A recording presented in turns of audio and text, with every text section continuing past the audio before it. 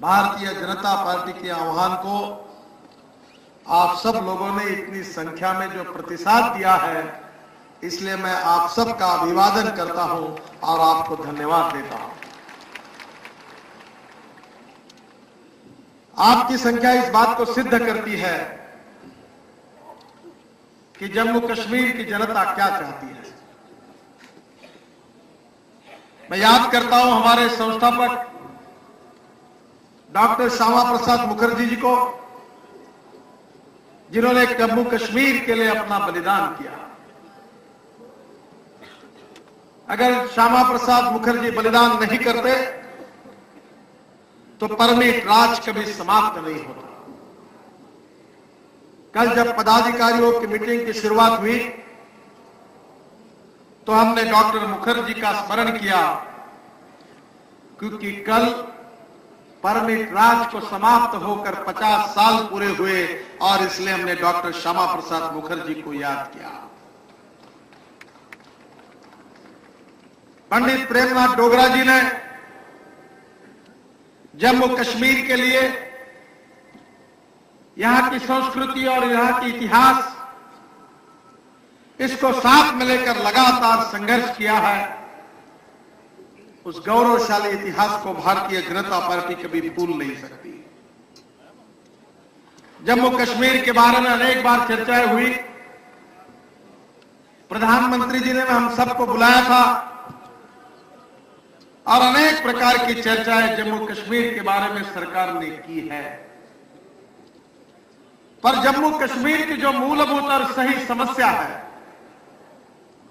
उस समस्या को छोड़ने का, सुलझाने की कोई दानत न कांग्रेस पार्टी के पास है, न यूपीए के प्रधानमंत्री के पास है, न कोई कांग्रेस की नेता के साथ इस समस्या का समाधान है। जम्मू कश्मीर की जनता को यह तय करना होगा कि 1947 के बाद पंडित जवाहरलाल नेहरू जी के कहने पर हमारी संविधान समिति में 370 कलम जो उसको जोड़ा गया, जिसका विरोध बहुसंख्यक संविधान समिति के सदस्यों ने करने के बावजूद भी पंडित जवाहरलाल जी उनके दबाव के कारण 370 की दुरुस्ती को स्वीकार किया गया। आज देश विकास की बात कर रहा है।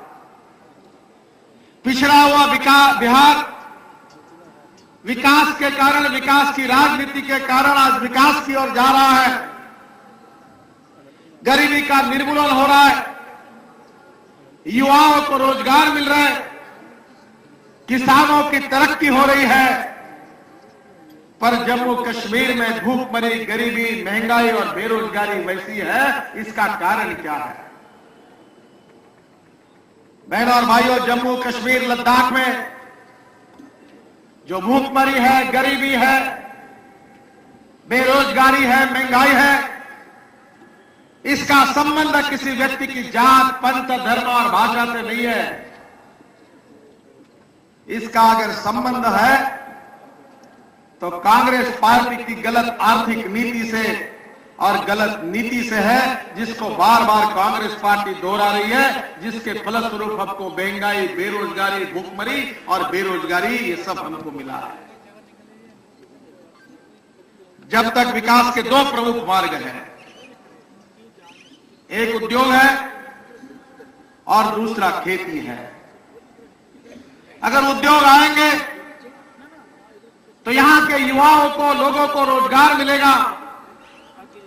अगर रोजगार मिलेगा तो जिसको हम दर-दर उत्पादन कहते हैं, इनकम कहते हैं, पर कैपिटा इनकम, उसमें बढ़ोतरी होगी।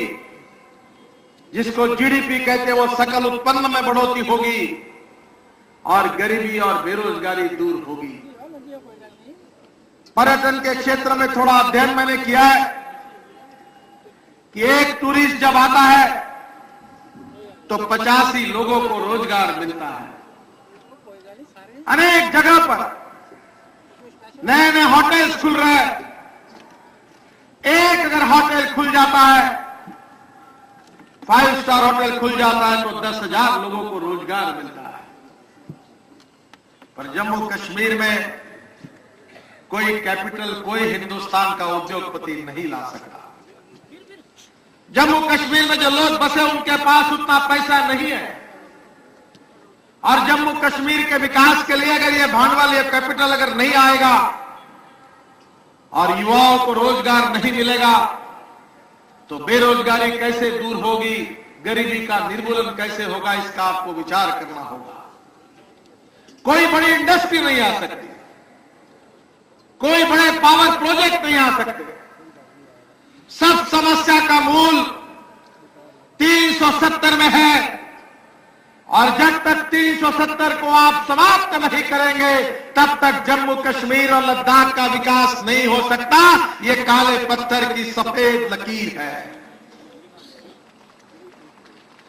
पर Congress party vote bank politics के कारण इसको स्वीकार करने के लिए तैयार नहीं है। बहनों और भाइयों, स्वाधीनता के बाद जम्मू कश्मीर निर्माण होने के बाद 1,90,000 करोड़ रुपए जम्मू कश्मीर और लद्दाख पर खर्चा हुए। मैं यहां के राजनीतिक नेताओं को, जिन्होंने शासन किया है, उन पार्टियों को, उनके मुख्यमंत्री और मंत्रियों को, उनके विधायकों को सवाल पूछना चाहता हूं कि 1,90,000 रुपए जो भारत के केंद्र सरकार ने भेजे थे आज तक, उस पैसे से विकास कहां हुआ, इसको दिखाइए। एक पत्रकार से मैं रात को बात कर रहा था तो उसने कहा 90% लोगों ने पैसे खा लिए। गरीब आदमी के विकास के लिए पैसा खर्चा नहीं हुआ।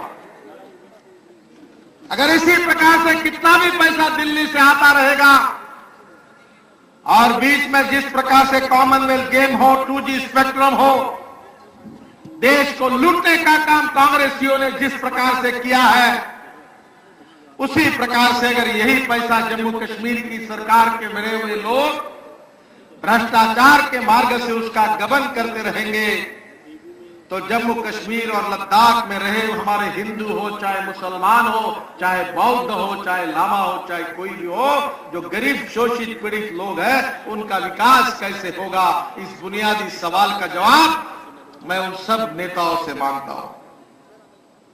बात करते हैं सेल्फ रूल की, ऑटोनॉमी की, आजादी की।